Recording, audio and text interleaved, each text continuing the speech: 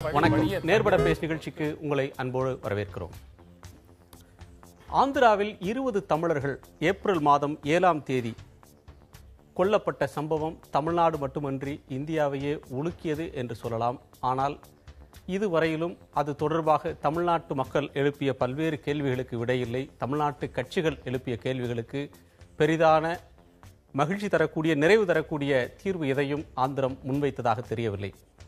இன்றைக்கு டெல்லியில் வெளியான இந்தியன் எக்ஸ்பிரஸ் நாளேட்டில் தலைப்புச் செய்தியாக கொல்லப்பட்ட 4 பேரின் தொலைபேசி அழைப்புகளை ஆய்வு செய்ததில் ஆந்திர போலீசார் அவர்களை அழைத்து சென்று, பிடித்து சென்று, கடத்தி சென்று நடுக்காட்டில் கொலை செய்த சம்பவம் இதில் அம்பலப்பட்டிருக்கிறது.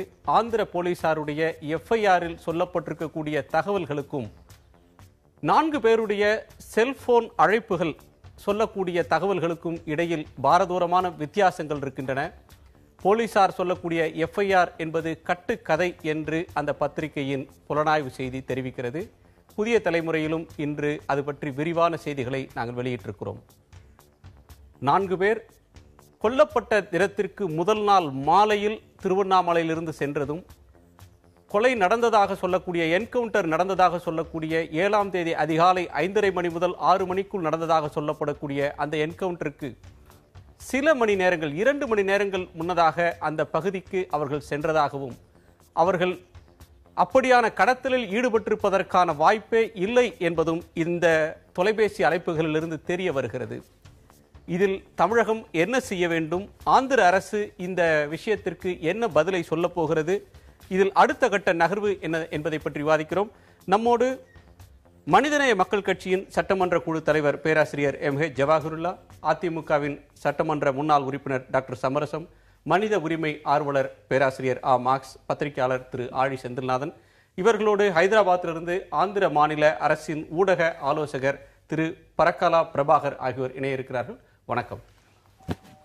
பேராசிரியர் ஜவாஹிருல்லா, நீங்க இது தொடர்பாக உண்மை அறியும் குழுவிலும் கூட இடைபெற்றிருந்தீர்கள். இந்த 4 பேருடைய தொலைபேசி அழைப்பு, இது தரக்கூடிய செய்தி என்பது ஆந்திர போலீஸ் சொல்லக்கூடிய கதையை, அவர்களுடைய முன்வைக்கக்கூடிய வாதத்தை எந்த அளவுக்கு நிராகரிக்கிறதுன்னு சொல்லலாம்? 100 விழுக்காடு ஆந்திரா காவல்துறையினர், குறிப்பாக ஆந்திராவினுடைய அந்த சிறப்பு காவல்துறையினுடைய கதையை அம்பலப்படுத்தக்கூடிய வகையில் இன்றைய இந்தியன் எக்ஸ்பிரஸ் நாளிதழில் வந்த அந்த செய்தி அமைந்திருக்கின்றது. அது மட்டுமல்லாமல் இந்த 20 பேர் கொல்லப்பட்டார்கள். அதில் 3 பேர் உயிர் தப்பியிருக்கிறார்கள். உயிர் தப்பியவர்களில் ஒருவர் சேகர், இன்னொருவர் பாலச்சந்தர், மூன்றாவதவர் இளங்கோ. இவர்கள் மூவரும் ஏற்கனவே மதுரையில் உள்ள மக்கள் கண்காணிப்பகத்தினுடைய பாதுகாப்புக்கு தேசிய மனித உரிமை ஆணையத்தில் அவர்கள் என்ன நடந்தது என்பதை பற்றியான சாட்சியங்களை கொடுத்துருக்காங்க. அவர்கள் குறிப்பிட்டதை மெய்ப்படுத்தக்கூடிய வகையில் இன்றைய இந்தியன் எக்ஸ்பிரஸினுடைய செய்தி அமைந்திருக்கின்றது. எப்படி மெய்ப்படுத்துகிறது என்றால், உதாரணமாக சேகர், நான் மகேந்திரனுடனும் முனுசாமியுடனும் பேருந்தில் சென்று கொண்டிருந்தேன். திருத்தணியை தாண்டி செல்லும்போது பேருந்து நிறுத்தப்படுகிறது. ஆயுதங்களுடன் வாட்டசாட்டமான ஒருவர் வருகிறார். எனக்கு அருகில் இருந்த மகேந்திரனை அவர் அழைத்து செல்கிறார். எனக்கு பக்கத்தில் ஒரு பெண்மணி இருந்ததுனால நாங்கள் கணவன் மனைவி என்று நினைத்து என்னை விட்டு சென்றார்கள். பின்னாடி இருந்த முனுசாமியும் இன்னொருவரையும் இழுத்து விட்டு போனார்கள். அதற்கு பிறகு தொடர்பு கொள்ளும்போது அவர்கள் கொல்லப்பட்ட செய்தி தெரிகிறது என்று தன்னுடைய ஊருக்கு சொல்கிறார். பாலச்சந்தரை பொறுத்த வரைக்கும் இன்னைக்கு இந்த வெளிவந்திருக்கக்கூடிய இந்தியன் எக்ஸ்பிரஸ் இதில் பழனியினுடைய செல்பேசியினுடைய அழைப்புகள், அவர் எங்கிருந்தார் என்பதெல்லாம் சொல்கிறது. இந்த பாலச்சந்தரும் அழைத்து செல்லப்பட்டு இடையில ஒரு ஊரில் டாஸ்மாக் கடைக்கு போனவர், மற்றவர்களெல்லாம் திரும்பி வராமல் அவர் தப்பி விடுகிறார். அதற்கு பிறகு அவர் தொலைபேசியில் நடந்த உரையாடல்கள் அதையெல்லாம் மேம்படுத்தக்கூடிய வகையில் அமைந்திருக்கின்றது. ஆக மொத்தமாக ஆந்திரா காவல்துறை சேஷாச்சலம் வனப்பகுதியில் நடத்தியது மோதல் சாவல்ல, அது ஒரு மேசக்கர். பேருந்துகளில் சென்றவர்களை பிடிச்சிட்டு போய், அதுவும் குறிப்பாக அதை இந்த ரிப்போர்ட் சொல்லுதுன்னு சொல்றீங்க, முழுமையாக சொல்லுது.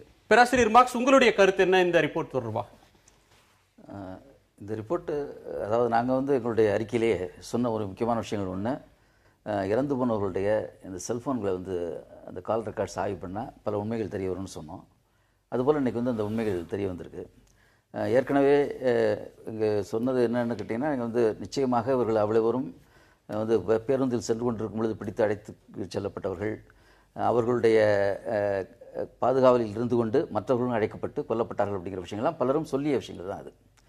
அதிலும் குறிப்பாக வந்து பேராசிரியர் ஜவஹர்லா சொன்னது மாதிரி அந்த மூவர் தப்பி வந்த மூவர் வந்து சொன்ன சாட்சியங்களும் அதை உறுதிப்படுத்தின. இப்போ அதில் வந்து தப்பி வந்தவர்கள் வந்து ஒருவேளை பொய் சொல்லியிருக்கலாம், அல்லது உண்மையறியும் குழுக்கள், அதிலும் குறிப்பாக தமிழ்நாட்டிலிருந்து சென்றவர்கள் தமிழ்நாட்டு மக்களுக்கு ஆதரவாக சில பொய்களை சொல்லியிருக்கலாம் என்கிற ஐயம் யாருக்கும் இருக்கும். அந்த ஐயம் இப்பொழுது வந்து தகர்ந்து விட்டது. இப்பொழுது வந்து இந்த செல்ஃபோன் ரெக்கார்ட்ஸை வந்து நீங்கள் பரிசீலிக்கும் பொழுது அவர்கள் உண்மையிலேயே ஆந்திர போலீஸ் சொன்னது மாதிரி 6ஆம் தேதி இரவே அவர்கள் மரம் வெட்டி கொண்டிருக்கும் பொழுது நாங்கள் சென்று அவர்களை பிடிக்க போனோம். அப்போ எங்களை தாக்கினார்கள், நாங்கள் உயிரை பாதுகாத்துக் கொள்வதற்காக அவர்களை சுட நேர்ந்தது என்பதுதான் ஆந்திர போலீஸ் சொல்லக்கூடிய கதை. ஆனால் அந்த இரவு நேரத்தில் அவர்கள் கிட்டத்தட்ட வந்து நீங்கள் வந்து காலைல அந்த 2:30 மணி வரைக்கும் கூட அவர்கள் வந்து போலீஸினுடைய கஸ்டடியில் இருந்தார்கள் அப்படிங்கிறதுக்கு ஆதாரமாக இன்றைக்கி தகவல்கள் கிடைச்சிருக்கு. அதே போல் வந்து அவங்க வந்து மாலையில் அந்த சேகர் போன்றவர்கள் சொன்னது என்னென்னா, நாங்கள் மாலையில் பஸ்ஸில் போயிட்டுருக்கும் பொழுது வந்து அந்த நகரிபுதூர் என்கிற இடத்தில் இறக்கி ஆந்திர போலீஸால் அழைத்து செல்லப்பட்டோம் அப்படின்னு சொன்னாங்க. அதற்கும் இன்றைக்கி வந்து மிக ஆதாரமான சில உண்மைகள் இந்த டெலிஃபோன் ரெக்கார்ட்ஸ்லேருந்து கிடைச்சிருக்கு.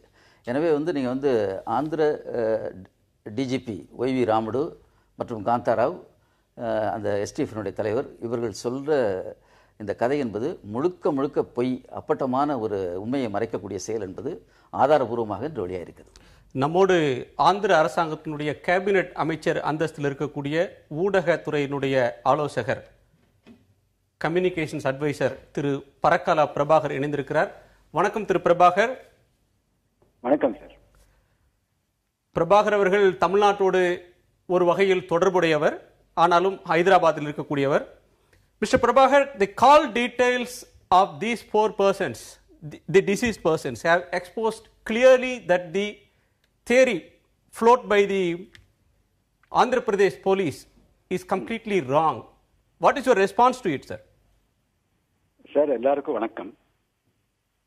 எனக்கு அவ்வளோ நல்ல தமிழ் பேச தெரியாது, ஆனால் கொஞ்சம் புரியும்.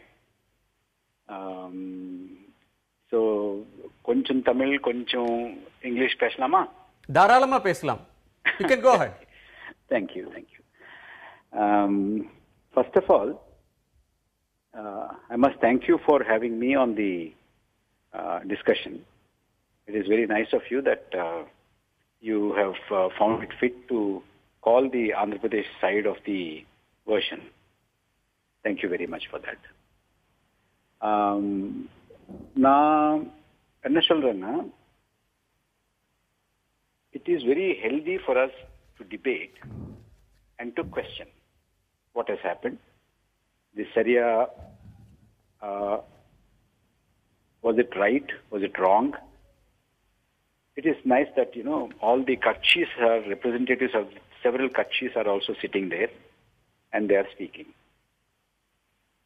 What I suggest is that an evidence claiming to be call data records is brought out by one newspaper.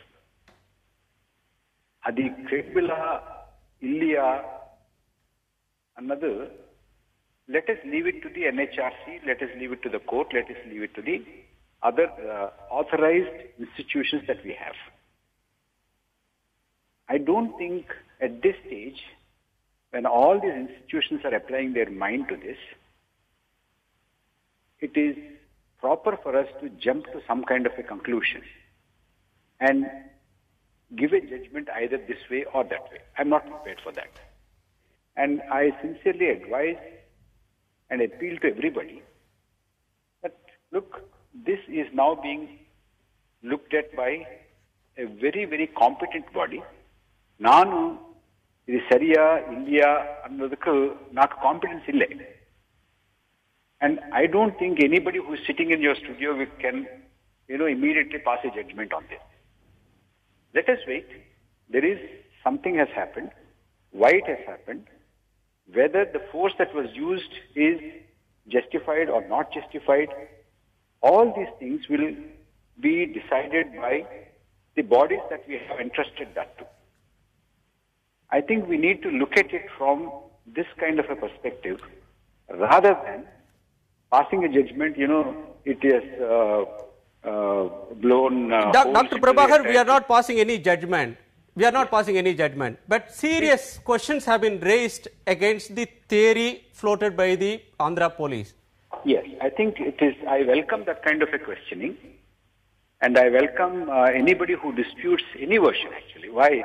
I mean, tomorrow you can dispute the one special court and go to High Court and Supreme Court. All these things are there. You already have certain cases in your own state where one judgment is contradictory to the other judgment, and then you go for an appeal. All these things are possible. So that is the decisions of judiciary, sir. But from the beginning, the Andhra government is maintaining that it's a encounter. Yeah. But and that version, the success, the NHRC is not believing your theory. The major political parties, including the ruling party, the ruling AIADMK is asking for a credible and speedy inquiry into this matter. Please, I mean, I think that they are, when they ask for that kind of an inquiry, they are well within their rights. I think that what they are asking is very fair. It is correct. In fact, but the Andhra government has not obliged to its counterpart, no? Let me finish. I mean, we have seen the letter that was written by the Paneerselvam, the Chief Minister of Tamil Nadu, and it is a very fair letter. And what he demanded is very right, that things have to be inquired. And immediately, even before we received that letter, we have constituted a magisterial inquiry. And after that, we have constituted So, sorry for interruption, Dr. Prabhakar. The magisterial inquiry is a routine affair. It's not an extra effort by the Andhra government. It's not an extra gesture shown by the government. It's a normal routine practice. If any encounter takes place, the government orders for a the magisterial inquiry. It's an RDO, ordinary inquiry. No truth will come out if an RDO inquiry is going on. The Tamil Nadu government and the political parties have been raising serious doubts from the beginning. Why don't the Andhra Pradesh government order for an independent CBI inquiry? You finished? Yes. Okay, listen to me then. What I am trying to suggest is that the government of Andhra Pradesh has followed everything that is laid down by the norms of the Supreme Court. Number one. Number two, after we have ordered a magisterial inquiry, then we wanted to go a bit ahead, and we have ordered SIT also. We have constituted an SIT. And SIT, in Rajiv Gandhi's murder case and several other cases, there are SITs which have gone into these things. Sorry for interrupting again you, sir. The SIT constituted in the Andhra Pradesh, the SIT constituted by the central government to inquire into to investigate the Rajiv Gandhi case is totally different. Your SIT is formed by the Andhra government. It's completely comprising the Andhra police. I'm here at your invitation. If you allow me to speak, I'm here. Otherwise, please go ahead, sir. Please go ahead. Please go ahead. But you see, I do not know how you conduct your discussions, but you should not interrupt like this. If you are interrupting like this and you want to make it interesting to your readers, you can. No. That is not our intention. Please go ahead, Mr. Prabhakar. And only on the condition that you won't interrupt. Yes, you go ahead. Only on the condition that you won't interrupt. Yes, you go ahead. Please come to the point. Yeah. You see, we are here to discuss a very serious matter. And we are not here to argue on this and pass judgments on this. What I am trying to say is a very serious SIT is constituted. It is going into the nitty-gritty and into the depths of the whole thing. And in addition to this, NHRC is applying its mind. It has conducted their field trips. They have gone to the area. They are investigating this. And people have gone to the court of law. All these things are underway.